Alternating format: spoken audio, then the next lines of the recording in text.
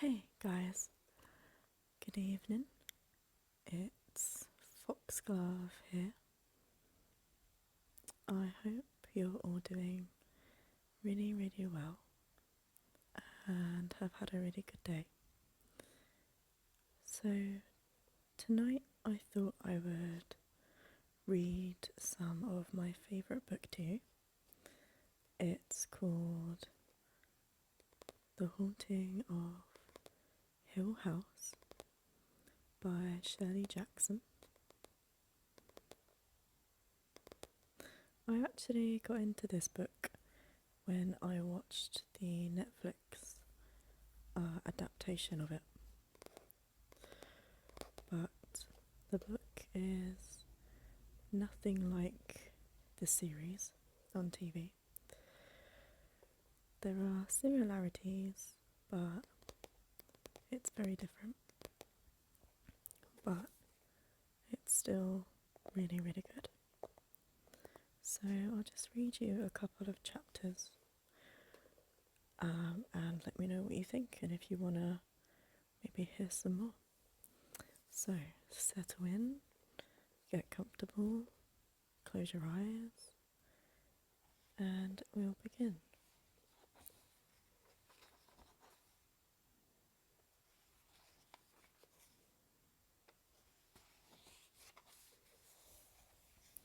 So, Chapter 1.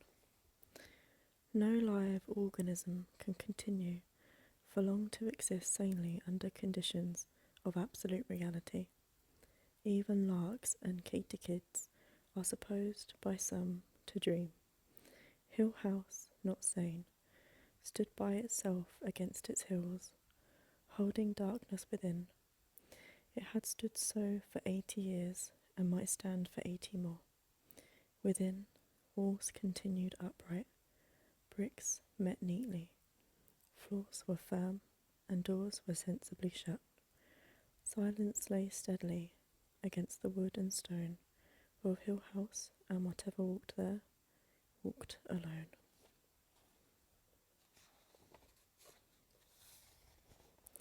Dr. John Montague was a doctor of philosophy. He had taken his degree in anthropology, feeling obscurely that in this field he might come closest to his true vocation, the analysis of supernatural manifestations. He was scrupulous about the use of his title, because of his investigations being so utterly unscientific, he hoped to borrow an air of respectability, even scholarly authority, from his education. It had cost him a good deal in money and pride, since he was not a begging man, to rent Hill House for 3 months, but he expected absolutely to be compensated for his pains by the sensation following upon the publication of his definitive work on the causes and effects of psychic disturbances in a house commonly known as haunted. He had been looking for an honestly haunted house all his life. When he heard of Hill House, he had been at first doubtful, then hopeful. He was not in the man to let go of Hill House once he had found it. Dr. Montague's intentions with regard to Hill House derived from the methods of the intrepid 19th century ghost hunters. He was going to go and live in Hill House and see what happened there. It was his intention at first to follow the example of the anonymous lady who went to stay at Bulletin House and ran a summer-long house party for skeptics and believers, with croquet and ghost-watching as the outstanding attractions. But skeptics, believers, and good croquet players are harder to come by today. Dr. Montague was forced to engage assistance. Perhaps the leisurely ways of Victorian life lent themselves more agreeably to the devices of psychic investigation, or perhaps the painstaking documentation of phenomena has largely gone out as a means of determining actuality. At any rate, Dr. Montague had not only to engage assistance, but to search for them. Because he thought of himself as a careful and conscientious, he spent considerable time looking for his assistants. He combed the records of the psychic societies, the back files of sensational newspapers, the reports of parapsychologists, and assembled a list of names of people who had in one way or another, at one time or another, no matter how briefly or dubiously, been involved in abnormal events. From his list, he first eliminated the names of people who were dead. When he had then crossed off the names of those who seemed to be to him publicity seekers of subnormal intelligence, or unsuitable because of a clear tendency to take the centre of the stage, he had a list of perhaps a dozen names. Each of these people then received a letter from Dr. Montague, extending an invitation to spend all or part of a summer at a comfortable country house, old but perfectly equipped with plumbing, electricity, central heating, and clean mattresses. The purpose of their stay, the letter stated clearly, was to observe and explore the various unsavoury stories which had been circulated about the house for most of its 80 years of existence. Dr. Montague's letters did not say openly that Hill House was haunted, because Dr. Montague was a man of science, and until he had actually experienced a psychic manifestation in Hill House, he would not trust his luck too far. Consequently, his letters had a certain ambiguous dignity, calculated to catch at the imagination of a very special sort of reader. To his dozen letters, Dr. Montague had 4 replies, the other 8 or so candidates having presumably moved and left no forwarding address, or possibly having lost interest in the supernormal, or even perhaps never having existed at all. To the 4 who replied, Dr. Montague wrote again, naming a specific day when the house would be officially regarded as ready for occupancy, and enclosing detailed directions for reaching it, since, as he was forced to explain, information about finding the house was extremely difficult to get, particularly from the rural community which surrounded it. On the day before he was to leave the Hill House, Dr. Montague was persuaded to take into his select company a representative of the family who owned the house, and a telegram arrived from one of his candidates, backing out with a clearly manufactured excuse. Another never came or wrote, perhaps because of some pressing personal problem which had intervened. The other 2 came. Eleanor Vance was 32 years old when she came to Hill House. The only person in the world she genuinely hated, now that her mother was dead, was her sister. She disliked her brother-in-law and her 5-year-old niece, and she had no friends. This was owing largely to the 11 years she had spent caring for her invalid mother, which had left her with some proficiency as a nurse, and an inability to face strong sunlight without blinking. She could not remember ever being truly happy in her adult life. Her years with her mother had been built up devotedly around small guilts and small reproaches, constant weariness, and unending despair. Without ever wanting to become reserved and shy, she had spent so long alone, and with no one to love, that it was difficult for her to talk, even casually, to another person without self-consciousness and an awkward inability to find words. Her name had turned up on Dr. Montague's list one day, when she was 12 years old and her sister was 18, and their father had been dead for not quite a month. Showers of stones had fallen on the house, without any warning or any indication of purpose or reason, dropping from ceilings, rolling loudly down the walls, breaking windows, and pattering maddeningly on the roof. The stones continued intermittently for 3 days, during which time Eleanor and her sister were less unnerved by the stones than by the neighbours and sightseers who gathered daily outside the front door, and by their mother's blind, hysterical insistence that all of this was due to malicious, backbiting people on the block who had it in her for her ever since she came. After 3 days, Eleanor and her sister were removed to the house of a friend, and the stones stopped falling, nor did they ever return, although Eleanor and her sister and her mother went back to living in the house, and the feud with the entire neighbourhood was never ended. The story had been forgotten by everyone except the people Dr. Montague consulted. It had certainly been forgotten by Eleanor and her sister, each of whom had supposed at the time that the other was responsible. During the whole underside of her life, ever since her first memory, Eleanor had been waiting for something like Hill House, caring for her mother, lifting a cross old lady from her chair to her bed, setting out endless little trays of soup and oatmeal, steeling herself to the filthy laundry.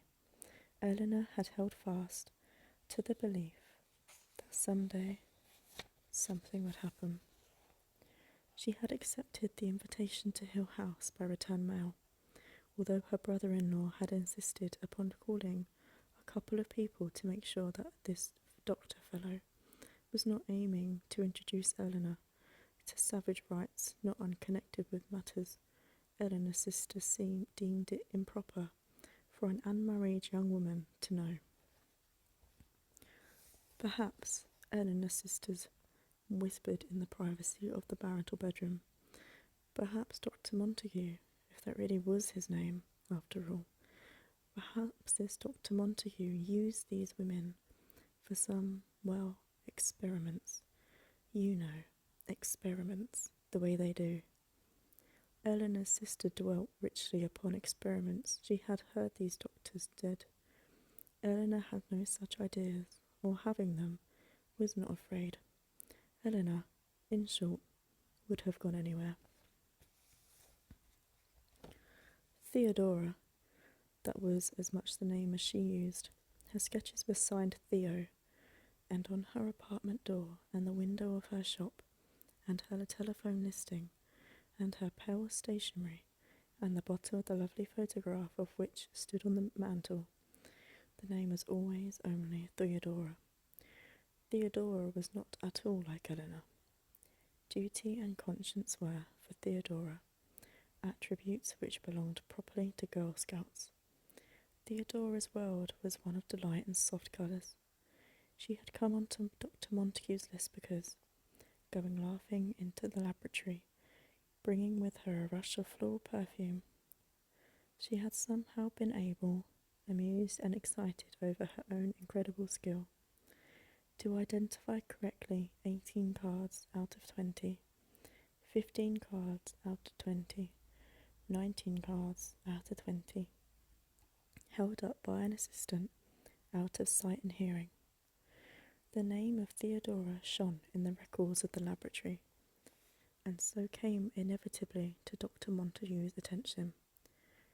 Theodora had been entertained by Dr. Montague's first letter, and answered it out of curiosity. Perhaps the wakened knowledge in Theodora which told her the names of symbols on cards held out of sight urged her on her way toward Hill House, and yet fully intended to decline the invitation. Yet perhaps the stirring, urgent sense again, when Dr. Montague's confirming letter arrived. Theodora had been tempted and had somehow plunged blindly, wantonly, into a violent quarrel with the friend with whom she shared an apartment. Things were said on both sides which only time could eradicate. Theodora had deliberately and heartlessly smashed the lovely little figurine her friend had carved of her, and her friend had cruelly ripped to shreds the volume of Alfred de Musset which had been a birthday present from Theodora, taking particular pains with the page which bore Theodora's loving, teasing inscription. These acts were of course unforgettable, and before they could laugh over them together, time would have to go by. Theodora had written that night, accepting Dr. Montague's invitation, and departed in cold silence the next day. Luke Sanderson was a liar. He was also a thief. His aunt, who was the owner of Hill House, was fond of pointing out that her nephew had the best education, the best clothes, the best taste, and the worst companions of anyone she had ever known. She would have leaped at any chance to put him safely away for a few weeks. The family lawyer was prevailed upon to persuade Dr. Montague that the house on no account be rented to him for his purposes without the confining presence of a member of the family during his stay, and perhaps at their first meeting the doctor perceived in Luke's kind of strength, or cat-like instinct for self-preservation, which made him almost as anxious as Mrs. Sanderson to have Luke with him in the house. At any rate, Luke was amused, his aunt grateful, and Dr. Montague more than satisfied. Mrs. Sanderson told the family lawyer that at any rate there was really nothing in the house that Luke could steal. The old silver there was of some value, she told the lawyer, but it represented an almost insuperable difficulty for Luke. It required energy to steal it and transform it into money. Mrs. Sanderson did Luke an injustice. Luke was not at all likely to make off with the family silver, or Dr. Montague's watch, or Theodora's bracelet. His dishonesty was largely confined to taking petty cash from his aunt's pocketbook and cheating at cards. He was also apt to sell the watches and cigarette cases given to him, fondly and with pretty blushes, by his aunt's friends. Some day Luke would inherit Hill House, but he had never thought to find himself living in it. "I just don't think she should take the car is all," Eleanor's brother-in-law said stubbornly. "It's half my car," Eleanor said. "I helped pay for it." "I just don't think she should take it is all," her brother-in-law said. He appealed to his wife. "It isn't fair she should have use of it for the whole summer, and us have to do without." "Carrie drives it all the time, and I never even take it out of the garage," Eleanor said. "Besides, you'll be in the mountains all summer, and you can't use it there. Carrie, you know you won't use the car in the mountains." "But suppose poor little Linny got sick or something, and we needed a car to get her to a doctor." "It's half my car," Eleanor said. "I mean to take it." "Suppose even Carrie got sick. Suppose we couldn't get a doctor and needed to go to a hospital." "I want it. I mean to take it." "I don't think so." Carrie spoke slowly, deliberately. "We don't know where you're going, do we? You haven't seen fit to tell us very much about all this, have you? I don't think I can see my way clear to letting you borrow my car." "It's half my car." "No," Carrie said. "You may not." "Right," Eleanor's brother-in-law nodded. "We need it, like Carrie says." Carrie smiled slightly. "I'd never forgive myself, Eleanor, if I lent you the car and something happened." "How do we know we can trust this doctor fellow?" "You're still a young woman, after all, and the car is worth a good deal of money." "Well, now, Carrie, I did call Homer in the credit office, and he said this fellow was in good standing at some college or other." Carrie said, still smiling. "Of course, there is every reason to suppose that he is a decent man. But Eleanor does not choose to tell us where she is going, or how to reach her if we want the car back. Something could happen, and we might never know. Even if Eleanor," she went on delicately, addressing her teacup, "even if Eleanor is prepared to run off to the ends of the earth at the invitation of any man, there is still no reason why she should be permitted to take my car with her. It's half my car. Suppose poor little Linny got sick, up there in the mountains with nobody around, no doctor. In any case, Eleanor, I am sure that I am doing what Mother would have thought best. Mother had confidence in me, and would certainly never have approved my letting you run wild, going off heaven knows where, in my car. Or suppose I even got sick up there, I am sure Mother would have agreed with me, Eleanor.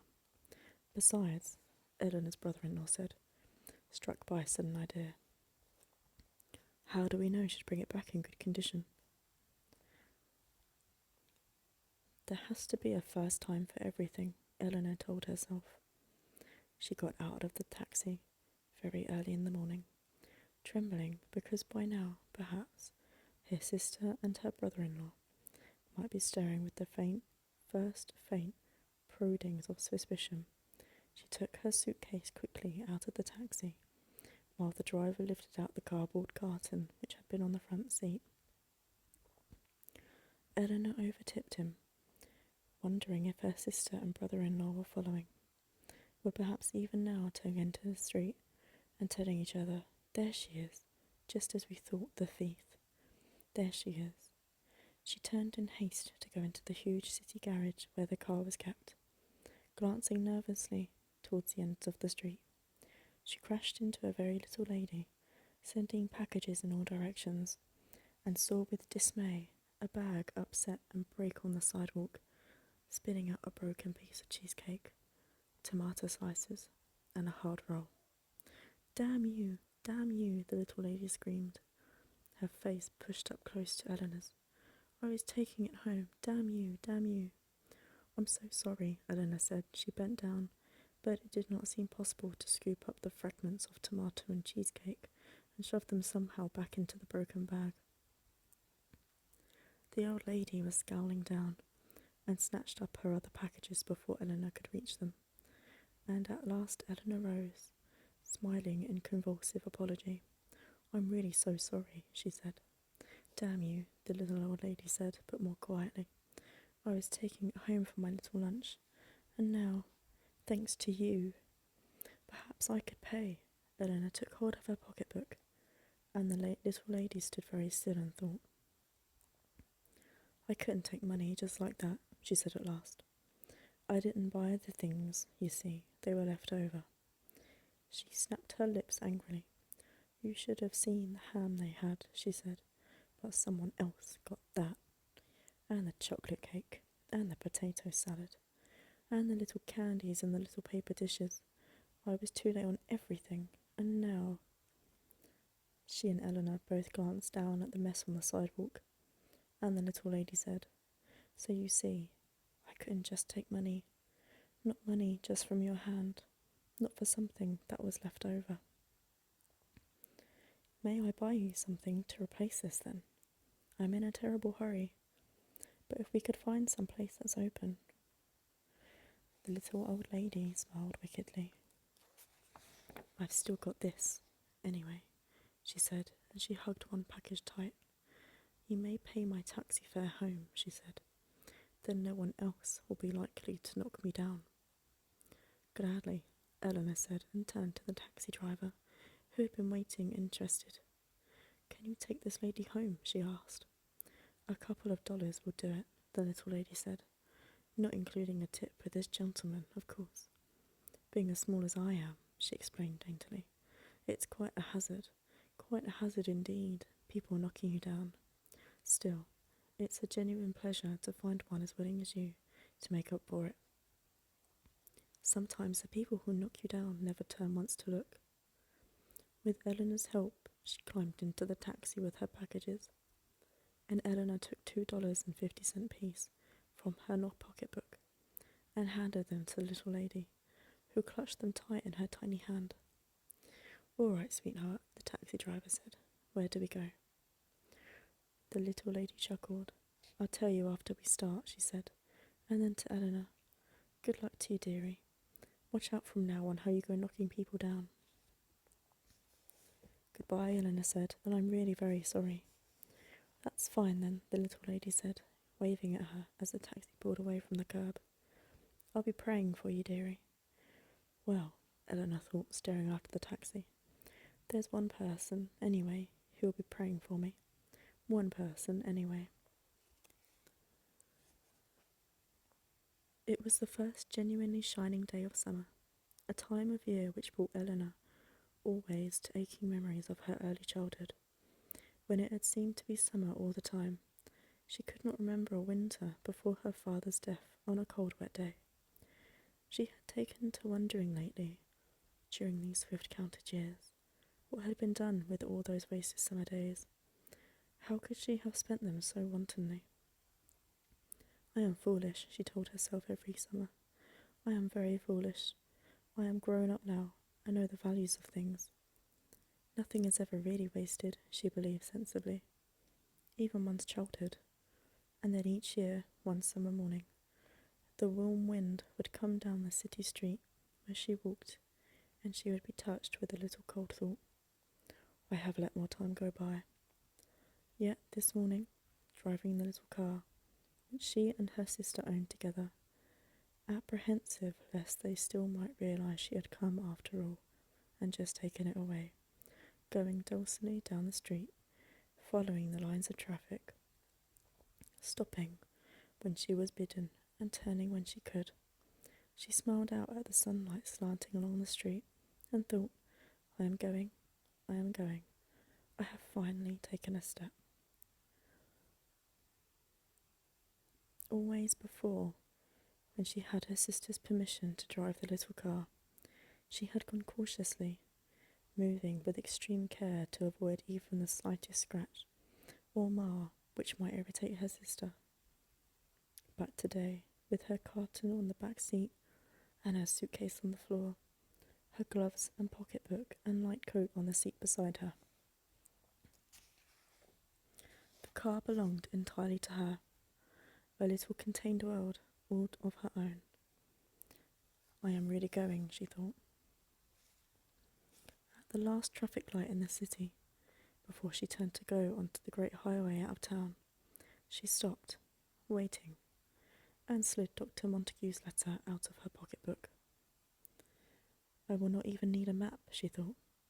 He must be a very careful man. Route 39 to Ashton, the letter said, and then turn left onto Route 5 going west.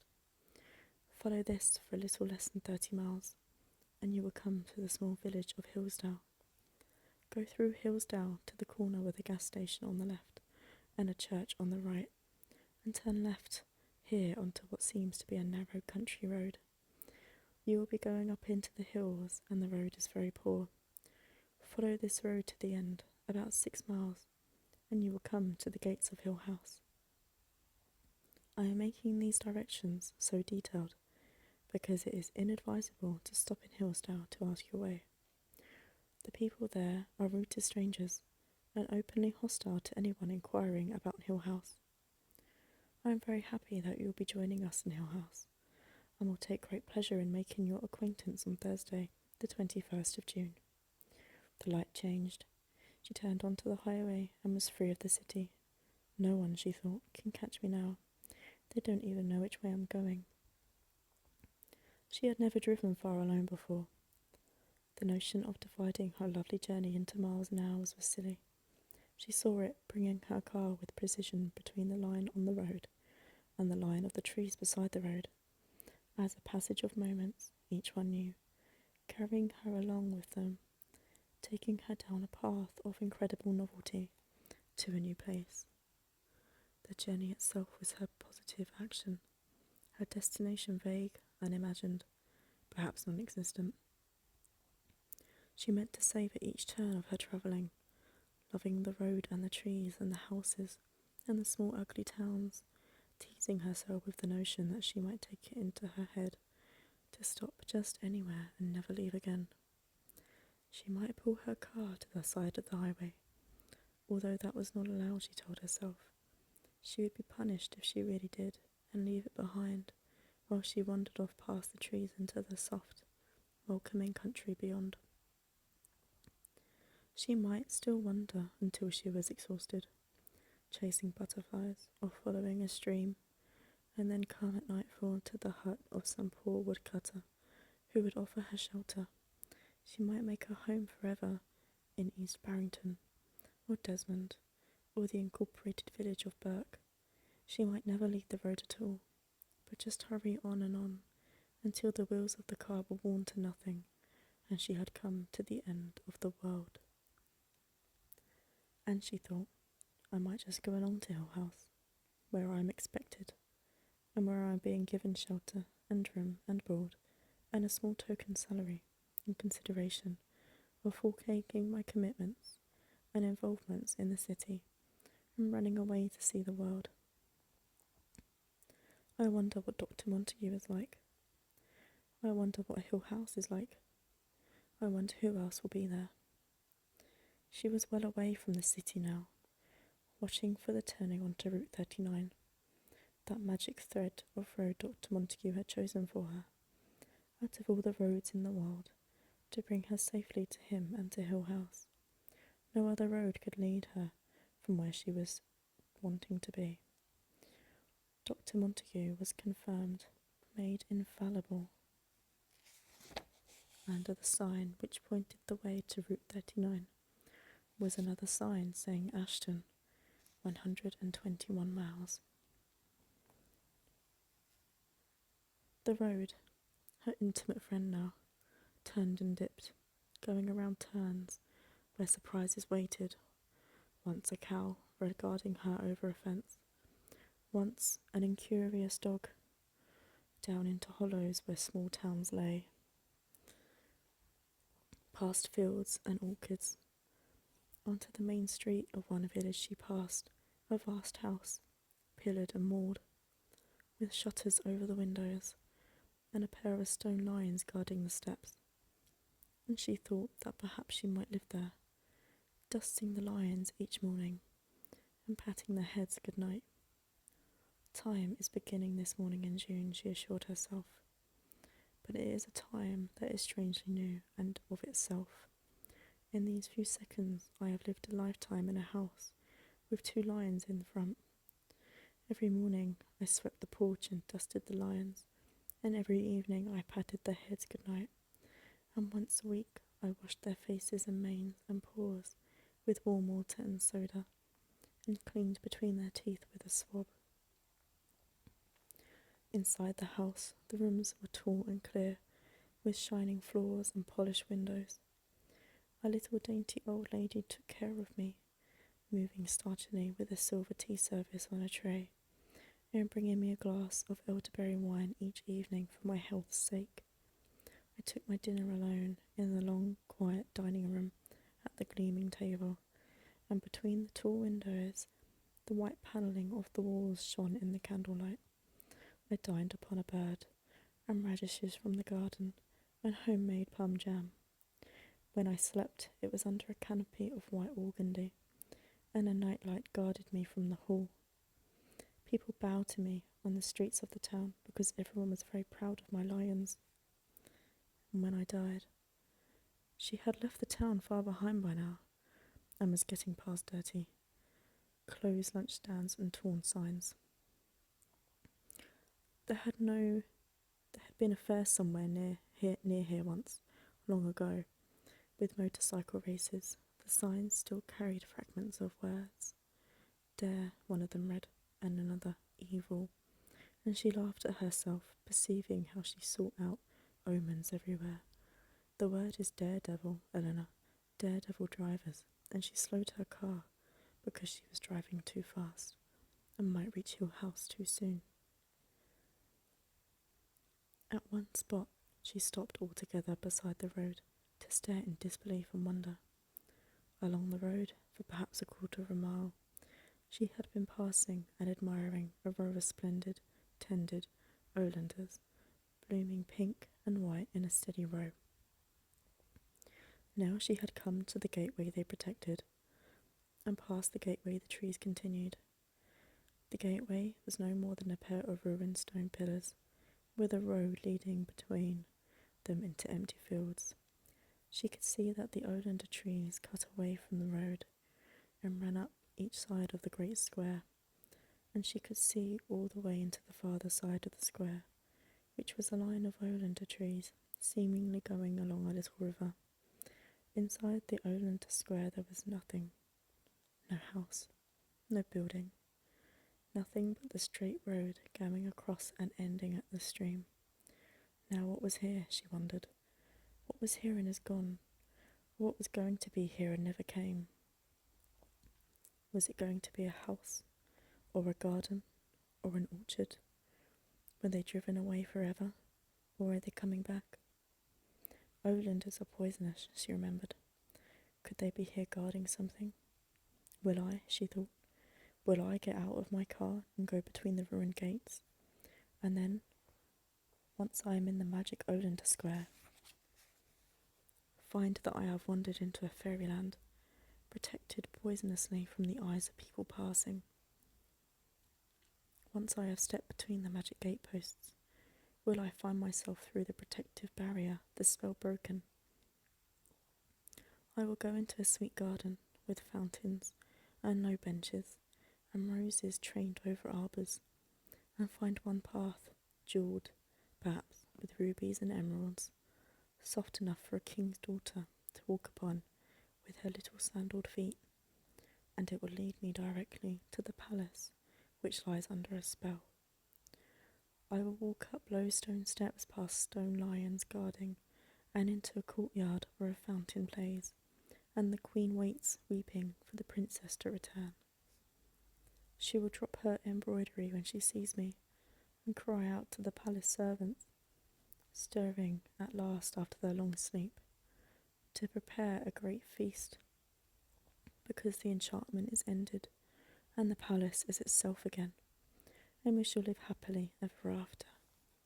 No, of course, she thought, turning to start her car again. Once the palace becomes visible and the spell is broken, the whole spell will be broken, and all this countryside outside the Olanders will return to its proper form, fading away, towns and signs and cows, into a soft green picture from a fairy tale. Then, coming down from the hills, there will be a prince riding, bright in green and silver, with 100 bowmen riding behind him, pennants stirring, horses tossing, jewels flashing. She laughed and turned to smile goodbye at the magic Olanders. Another day, she told them. Another day I'll come back and break your spell. She stopped for lunch after she had driven 100 miles and a mile. She found a country restaurant which advertised itself as an old mill, and found herself seated, incredibly, upon a balcony over a dashing stream, looking down upon wet rocks and the intoxicating sparkle of moving water, with a cut glass bowl of cottage cheese on the table before her, and corn sticks in a napkin, because this was a time and a land where enchantments were swiftly made and broken. She wanted to linger over her lunch, knowing that Hill House always waited for her at the end of her day. The only other people in the dining room were a family party, a mother and father with a small boy and girl, and they talked to one another softly and gently. And once the little girl turned and regarded Eleanor with frank curiosity, and, after a minute, smiled. The lights from the stream below touched the ceiling, and the polished tables, and glanced along the little girl's curls. And the little girl's mother said, "She wants her cup of stars." Eleanor looked up, surprised.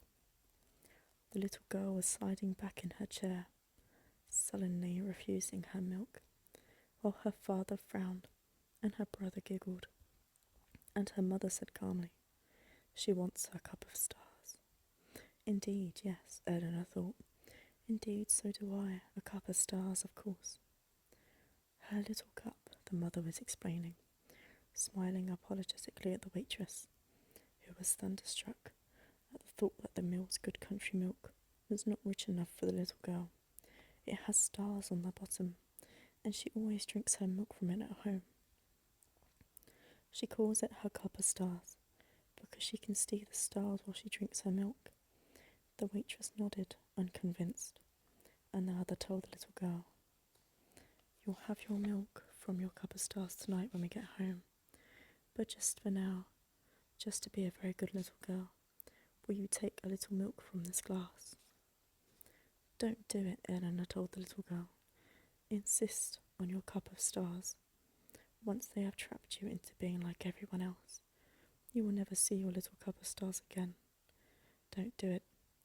And the little girl glanced at her and smiled a little subtly, dimpling, wholly comprehending smile, and shook her head stubbornly at the glass. Brave girl, Eleanor thought. Wise, brave girl. "You're spoiling her," the father said. "She ought not to be allowed these whims." Just this once, the mother said. She put down the glass of milk and touched the little girl gently on the hand. Eat your ice cream, she said. When they left, the little girl waved goodbye to Eleanor, and Eleanor waved back, sitting in joyful loneliness to finish her coffee while the gay stream tumbled along below her. I have not very much farther to go, Eleanor thought. I am more than halfway there. Journey's end, she thought, and far back in her mind, sparkling like the little stream, a tag end of a tune danced through her head, bringing distantly a word or so. In delay there lies no plenty, she thought. In delay there lies no plenty. She nearly stopped forever just outside Ashton, because she came to a tiny cottage buried in a garden. I could live there all alone, she thought, slowing the car to look down at the winding garden path, to the small blue front door with perfectly a white cap on the step. No one would ever find me there either, behind all those roses, and just to make sure I would plant oleanders by the road. I will light a fire in the cool evenings and toast apples at my own hearth. I will raise white cats and sew white curtains for the windows, and sometimes come out of my door to go to the store to buy cinnamon and tea and thread. People will come to me to have their fortunes told, and I will brew love potions for sad maidens. I will have a robin. But the cottage was now far behind, and it was time to look for her new road, so carefully charted by Dr. Montague. Turn left onto Route 5 going west, his letter said, and as efficiently and promptly as though he had been guiding her from some spot far away. Moving her car with controls in his hands, it was done. She was on Route 5 going west, and her journey was nearly done. In spite of what he said, though, she thought, I will stop in Hillsdale for a minute just for a cup of coffee, because I cannot bear to have my long trip end so soon. It was not really disobeying, anyway. The letter said it was inadvisable to stop in Hillsdale to ask for the way, not forbidden to stop for coffee. And perhaps if I don't mention Hill House, I will not be doing any wrong. Anyway, she thought obscurely, it's my last chance. Hillsdale was upon her before she knew it, a tangled, disorderly mess of dirty houses and crooked streets. It was small. Once she had come onto the main road, she could see the corner at the end with the gas station and the church. There seemed to be only one place to stop for coffee, and that was an unattractive diner. But Eleanor was bound to stop in Hillsdale, and so she brought her car to the broken curb in front of the diner and got out. After a minute's thought, with a silent nod to Hillsdale, she locked the car, mindful of her suitcase on the floor and the carton on the back seat.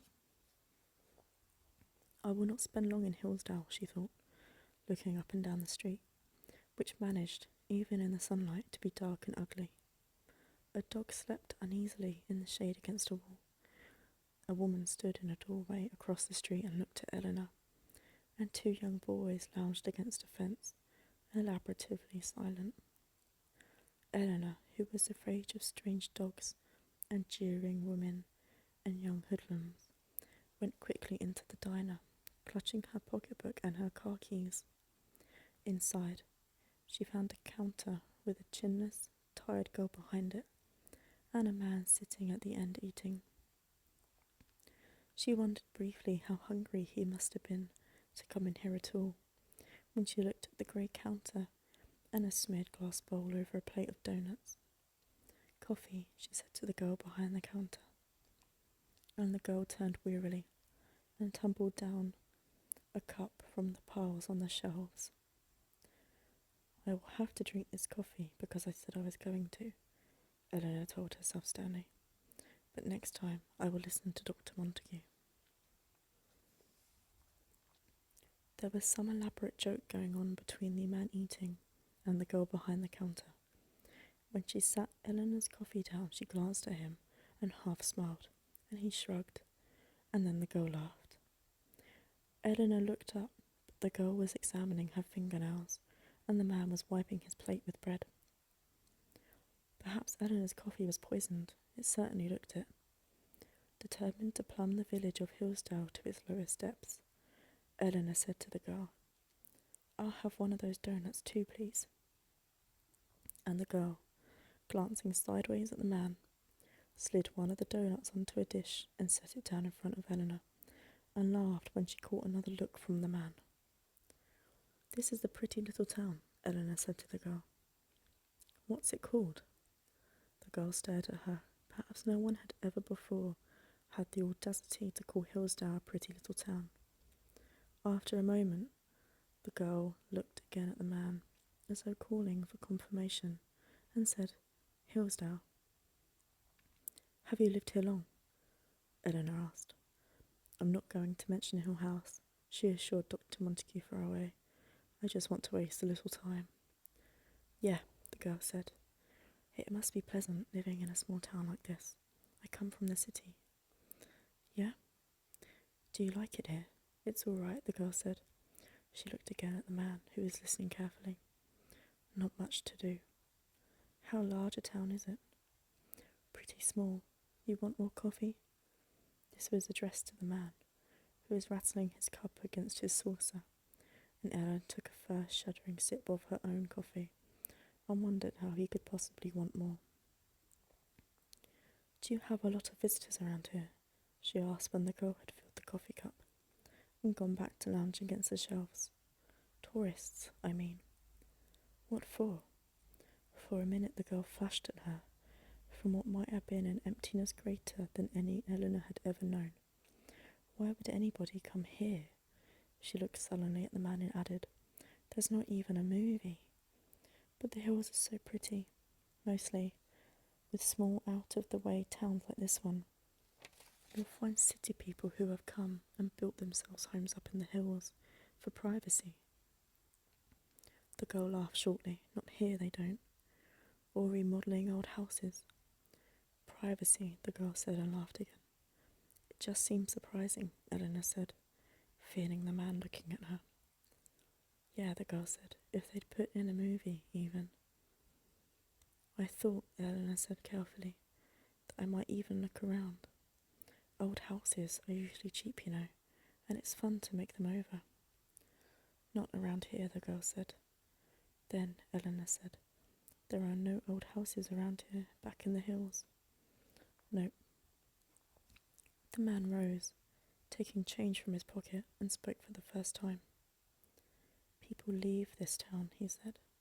"They don't come here." When the door closed behind him, the girl turned her flat eyes back to Eleanor, almost resentfully, as though Eleanor with her chatter had driven the man away. "He was right," she said finally. "They go away, the lucky ones." "Why don't you run away?" Eleanor asked her, and the girl shrugged. "Would I be any better off?" she asked. She took Eleanor's money without interest and returned the change.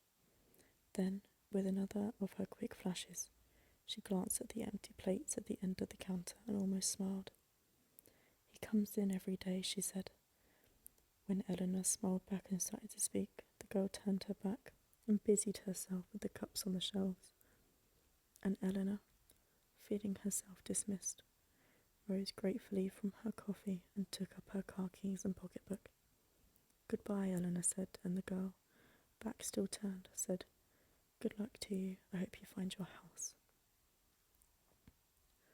The road leading away from the gas station and the church was very poor indeed, deeply rutted and rocky. Eleanor's little car stumbled and bounced, reluctant to go farther into these unattractive hills, where the day seemed quickly drawing to an end under the thick, oppressive trees on either side. They do not really seem to have much traffic on this road, Eleanor thought wryly, turning the wheel quickly to avoid a particularly vicious rock ahead. 6 miles of this will not do the car any good. And for the first time in hours, she thought of her sister and laughed. By now, they would surely know that she had taken the car and gone, but they would not know where, They would be telling each other incredulously that they would have never suspected it of Eleanor. I would never suspected it of myself, she thought, laughing still. Everything is different. I am a new person, very far from home. In delay there lies no plenty. Present mirth hath present laughter. And she gasped as the car cracked against a rock and reeled back across the road with an ominous scraping somewhere beneath, but then gathered itself together valiantly and resumed its dogged climb.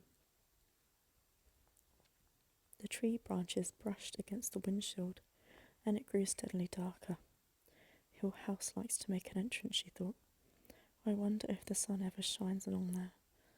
At last, with one final effort, the car cleared a tangle of dead leaves and small branches across the road and came into a clearing by the gate of Hill House. Why am I here? She thought helplessly, and at once. Why am I here? The gate was tall and ominous and heavy, set strongly into a stone wall which went off through the trees.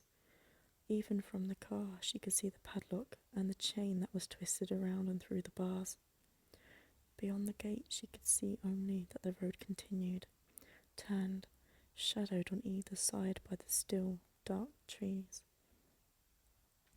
Since the gate was so clearly locked and double-locked and chained and barred, who, she wondered, wants so badly to get in? She made no attempt to get out of her car, but pressed the horn, and the trees and the gate shuddered and withdrew slightly from the sound. After a minute she blew the horn again, and then saw a man coming toward her from inside the gate. He was as dark and unwelcoming as the padlock, and before he moved towards the gate he peered through the bars at her, scowling. What do you want? His voice was sharp, mean. I want to come in, please. Please unlock the gate. Who say? Why, she faltered. I'm supposed to come in, she said at last. What for? I am expected. Or am I, she wondered suddenly. Is this as far as I go? Who by? She knew, of course, that he was delighting in exceeding his authority, as though once he moved to unlock the gate, he would lose the little temporary superiority he thought he had. And what superiority have I, she wondered. I am outside the gate, after all. She could already see that losing her temper, which she did rarely because she was so afraid of being ineffectual, would only turn him away, leaving her still outside the gate, railing futilely. She could even anticipate his innocence if he were reproved later for this arrogance. The maliciously vacant grin, the wide, blank eyes, the whining voice protesting that he would have let her in. He planned to let her in, but how could he be sure? He had his orders, hadn't he? And he had to do what he was told. He'd be the one to get in trouble, wouldn't he, if he let in someone wasn't supposed to be inside? She could anticipate his shrug and, picturing him, laughed, perhaps the worst thing she could have done. Eyeing her, he moved back from the gate. You better come back later, he said, and turned his back with an air of virtuous triumph. Listen, she called after him, still trying not to sound angry. I am one of Dr. Montague's guests. He will be expecting me in the house. Please listen to me. He turned and grinned at her. They couldn't rightly be expecting you, he said, seeing as you're the only one to come so far. Do you mean there's no one in the house? No one I know of. Maybe my wife getting it fixed up, so they couldn't be there expecting you now, could they? She sat back against the car seat and closed her eyes. Hill House, she thought. You're as hard to get into as heaven. I suppose you know what you're asking for, coming here. I suppose they told you back in the city. You hear anything about this place? I heard I was invited here as a guest of Dr. Montague's. When you open the gates, I will go inside. I'll open them. I'm going to open them. I just want you to be sure you know what's waiting for you in there. You ever been here before? One of the family, maybe? He looked at her now, peering through the bars, his jeering face one more barrier after padlock and chain. I can't let you in till I'm sure, can I? What did you say your name was? She sighed. Eleanor Vance. Not one of the family then, I guess. You ever hear anything about this place? It's my chance, I suppose, she thought. I am being given her last chance. I could turn my car around right here and now in front of these gates and go away from here, and no one would blame me. Anyone has a right to run away. She put her head out through the car window and said with fury, My name is Eleanor Vance. I am expected in Hill House. Unlock these gates at once. All right. Deliberately, making a wholly unnecessary display of fitting the key and turning it, he opened the padlock and loosened the chain and swung the gates just wide enough for the car to come through. Eleanor moved the car slowly, with which he leaped to the side of the road and made her think for a minute that he had perceived the fleeting impulse crossing her mind. She laughed and then stopped the car because he was coming toward her, safely from the side. You won't like it, he said. You'll be sorry I ever opened that gate. Out of the way, please, she said. You've held me up long enough. You think they could get anyone else to open this gate? You think anyone else would stay here that long, except me and my wife? You think we can't have things just about the way we want them, as long as we stay around here and fix up this house and open the gates for all you city people that think you know everything? Please get away from my car. She dared not to admit to herself that he frightened her, for fear he might perceive it. His nearness, leaning against the side of the car, was ugly, and his enormous resentment puzzled her. She had certainly made him open the gate for her, but did he think of the house and gardens inside as his own?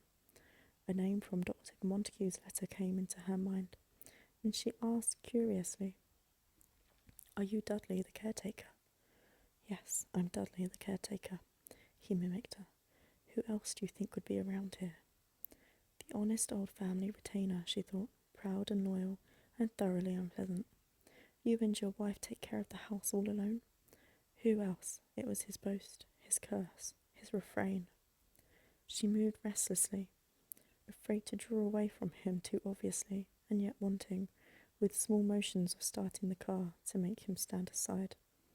I'm sure you'll be able to make us very comfortable, you and your wife, she said, putting a tone of finality into her voice. Meanwhile, I'm very anxious to get into the house as soon as possible. He snickered disagreeably. Me, now, he said. Me, I don't hang around here after dark. Grinning, satisfied with himself, he stood away from the car, and Eleanor was grateful, although awkward, starting the car under his eye. Perhaps he would keep popping out at me all along the drive, she thought, a sneering Cheshire cat, yelling each time that I should be happy to find anyone willing to hang around this place, until dark anyway, to show that she was not at all affected by the thought of the face of Dudley the caretaker. Between the trees she began to whistle, a little annoyed to find that the same tune still ran through her head. Present mirth have present laughter, and she told herself crossly that she must really make an effort to think of something else. She was sure that the rest of the words must be most unsuitable to hide so stubbornly from her memory, and probably wholly disreputable to be caught singing on her arrival at Hill House. Over the trees, occasionally, between them and the hills, she caught glimpses of what must be the roofs, perhaps a tower of Hill House. They made houses so oddly back when Hill House was built, she thought. They put towers and turrets and buttresses and wooden lace on them, even sometimes Gothic spires and gargoyles. Nothing was ever left undecorated. Perhaps Hill House has a tower, or a secret chamber, or even a passageway going off into the hills, and probably used by smugglers. Although what could smugglers find to smuggle around these lonely hills? Perhaps I will encounter a devilishly handsome smuggler. And she turned her car onto the last stretch of straight drive, leading her directly face to face to Hill House, and moving without fault. pressed her foot on the brake to stall the car and sat staring. The house was vile, she shivered and thought, the words coming freely into her mind.